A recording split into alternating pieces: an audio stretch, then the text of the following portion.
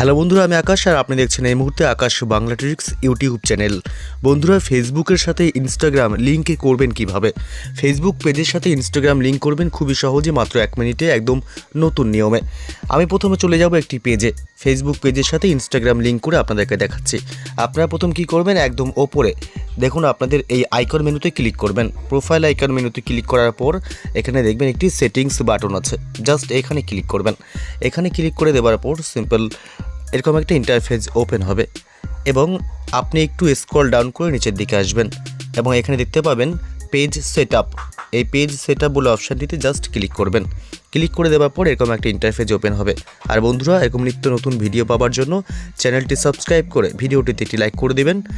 এদিকে আপনি দেখতে পাচ্ছেন এখানে আপনি একটা অপশন পাচ্ছেন, এখানে কানেক্টেড প্রোফাইলস, জাস্ট এখানে ক্লিক করবেন।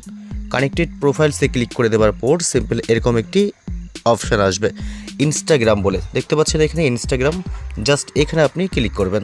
এখানে ক্লিক করে দেওয়ার পর আপনাদের সিম্পল দেখুন নিচের দিকে লেখা আছে কানেক্ট অ্যাকাউন্ট। ওকে, জাস্ট এখানে ক্লিক করবেন। এই কানেক্ট অ্যাকাউন্টে ক্লিক করে দেওয়ার পর আপনি আরেকবার দেখাচ্ছি, দেখুন কানেক্ট অ্যাকাউন্ট, জাস্ট এখানে ক্লিক করে দেবেন।